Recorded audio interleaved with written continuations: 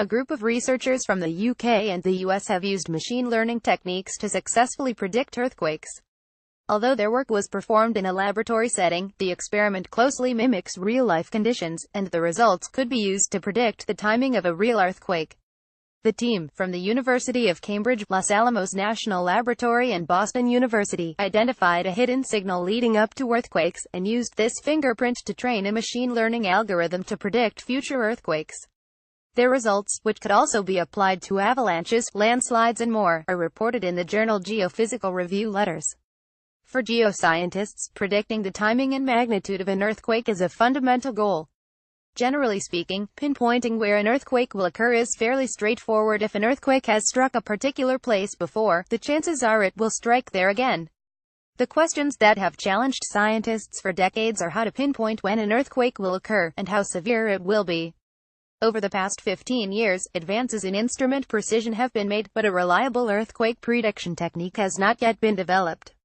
As part of a project searching for ways to use machine learning techniques to make gallium nitride GaN-LEDs more efficient, the study's first author, Bertrand Ruetlegic, who was then a PhD student at Cambridge, moved to Los Alamos National Laboratory in New Mexico to start a collaboration on machine learning and materials science between Cambridge University and Los Alamos. From there, the team started helping the Los Alamos Geophysics Group on machine learning questions. The team at Los Alamos, led by Paul Johnson, studies the interactions among earthquakes, precursor quakes, often very small earth movements and faults, with the hope of developing a method to predict earthquakes. Using a lab-based system that mimics real earthquakes, the researchers used machine learning techniques to analyze the acoustic signals coming from the fault as it moved and search for patterns. The laboratory apparatus uses steel blocks to closely mimic the physical forces at work in a real earthquake, and also records the seismic signals and sounds that are emitted.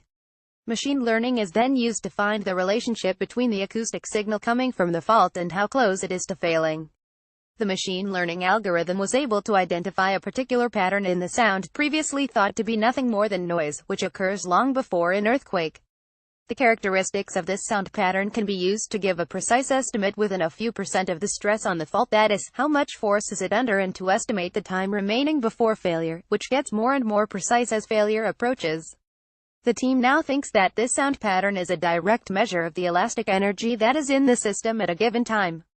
This is the first time that machine learning has been used to analyze acoustic data to predict when an earthquake will occur, long before it does, so that plenty of warning time can be given. It's incredible what machine learning can do, said co-author Professor Sir Colin Humphreys of Cambridge's Department of Materials Science Metallurgy, whose main area of research is energy-efficient and cost-effective LEDs. Humphreys was Ruetlegic's supervisor when he was a PhD student at Cambridge. Machine learning enables the analysis of datasets too large to handle manually and looks at data in an unbiased way that enables discoveries to be made, said Ruetlegic. Although the researchers caution that there are multiple differences between a lab-based experiment and a real earthquake, they hope to progressively scale up their approach by applying it to real systems which most resemble their lab system. One such site is in California along the San Andreas Fault, where characteristic small repeating earthquakes are similar to those in the lab-based earthquake simulator. Progress is also being made on the Cascadia Fault in the Pacific Northwest of the United States and British Columbia, Canada, where repeating slow earthquakes that occur over weeks or months are also very similar to laboratory earthquakes. We're at a point where huge advances in instrumentation, machine learning, faster computers and our ability to handle massive datasets could bring about huge advances in earthquake science, said Ruetlegic.